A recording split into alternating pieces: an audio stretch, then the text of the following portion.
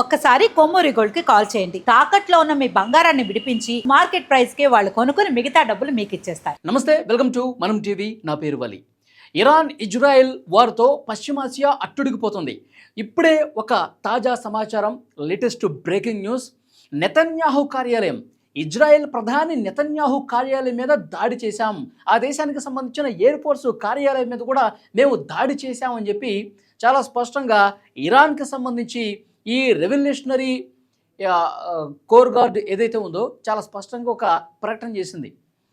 ఈ యుద్ధం చేస్తున్నటువంటి ఇరాన్కి సంబంధించిన భద్రతా బలగాలు ఐఆర్జీసీ కీలకమైనటువంటి ప్రకటన, మేము అక్కడ ఇజ్రాయిల్లో ఉన్నటువంటి ఆ ప్రధాని నెతన్యాహు కార్యాలయాన్ని టార్గెట్ చేశాము, ధ్వంసం చేశామని చెప్పి ఓ ప్రకటన ఇచ్చినటువంటి పరిస్థితి ఉంది.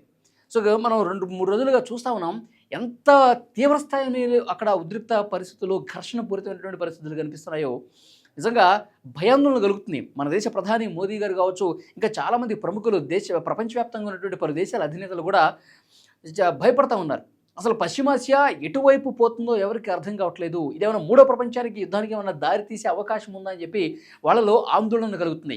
ఎప్పుడైతే ఖమేనీ మృతి వార్త బయటకు వచ్చిందో, ఎప్పుడైతే అక్కడ ఇరాన్లో ఉన్నటువంటి షియా ముస్లింలు అందరూ కూడా రోడ్ల మీదకి వచ్చి ఆందోళన చేస్తున్నారు. అక్కడ ఇరాన్లోనే కాదు, పలు దేశాల్లో ఉన్నటువంటి షియా కమ్యూనిటీ ముస్లిమ్స్ అందరూ కూడా రోడ్ల మీదకి వచ్చి ఆందోళన చేస్తున్నారు, తమ నిరసన వ్యక్తం చేస్తూ ఉన్నారు.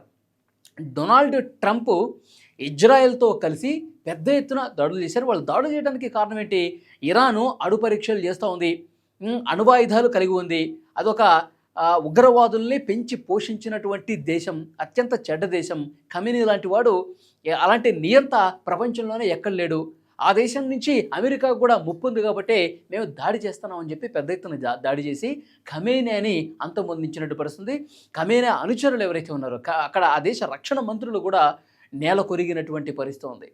సో ఇక అక్కడ ఇరాన్లో ప్రస్తుత పరిస్థితి ఏ విధంగా ఉందంటే, మేము ఎట్టి పరిస్థితుల్లో మా సత్తా ఏంటో చూపిస్తా ఉన్నట్టుగా అక్కడ పెద్ద ఎత్తున క్షిపణి దాడులు చేస్తూ ఉన్నారు, డ్రోన్ల సాయంతో దాడులు చేస్తూ ఉన్నారు. అరబ్ కంట్రీస్ మీద కూడా అమెరికా ఎయిర్ బేస్ క్యాంప్స్ ఏవైతే ఉన్నాయో వాటి మీద దాడికి పాల్పడుతున్నటువంటి పరిస్థితి ఉంది. ఇప్పుడు లేటెస్ట్గా అందుతున్నటువంటి సమాచారం, ఇరాన్లో ఈ యుద్ధం వల్ల, ఇప్పుడు 2-3 రోజులుగా జరిగినటువంటి యుద్ధం వల్ల 555 మంది చనిపోయారు. ఇంకా అంటే అధికారిక సమాచారమే, ఇంకా అనధికారికంగా వేలల్లో ఉండొచ్చు. సో అలాంటి ఒక భయం గొలిపే వాతావరణం కనిపిస్తుంది. ఇప్పుడు ఇజ్రాయెల్ ప్రధాని నెతన్యాహు కార్యాలయం మీద దాడి చేశారండి. ఇంకా అప్డేట్స్ రావాల్సి ఉంది. నెతన్యాహుకి ఏమైనా ఉందా, ఆ కార్యాలయంలో ఆ టైంలో ఆయన ఉన్నాడా, ఆయనకి ఏమైనా అయిందా, ఆ అప్డేట్స్ ఇంకా బయటికి రావాల్సినటువంటి అవసరం కనిపిస్తుంది.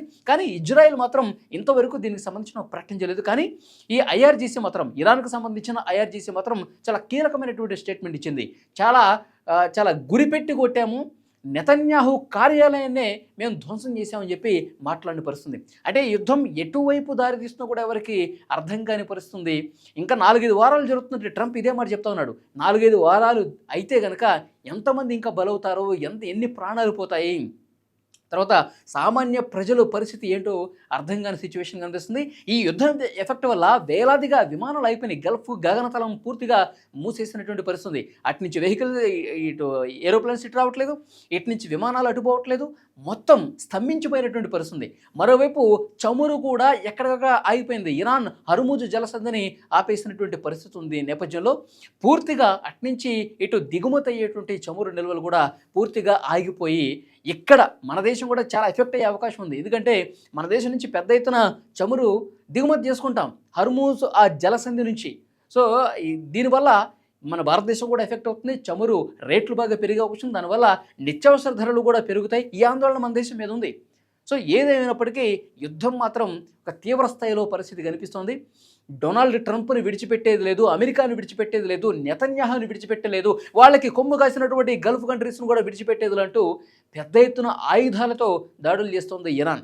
ఒకవైపు ఇరాన్ నాశనం అవుతుంది, ఇరాన్ని ఎక్కడెక్కడ తునాతునుకలు చేసేస్తున్నారు. మొత్తం 131 నగరాలు, ఇరాన్లో ఉన్నటువంటి 131 నగరాల్ని పూర్తిగా స్మాష్ చేసేసాయి ఇజ్రాయెల్, అలాగే అమెరికాకు సంబంధించినటువంటి యుద్ధ విమానాలు.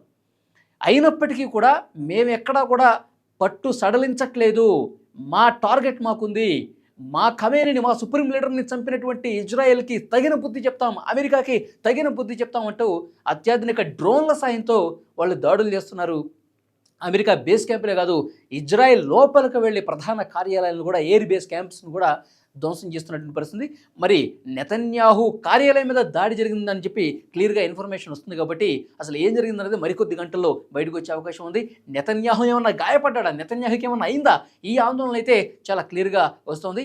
యుద్ధం ఎటు దారి తీస్తుందో తెలియట్లేదు. మూడో ప్రపంచ యుద్ధం వైపు అడుగులు ఏమైనా పడుతున్నాయని చెప్పి పెద్ద ఎత్తున అంతర్జాతీయ విశ్లేషకులు కూడా మాట్లాడుతున్నటువంటి నేపథ్యంలో నెక్స్ట్ ఏం జరగబోతున్నది కూడా చూడాల్సిన పరిస్థితి ఉంది.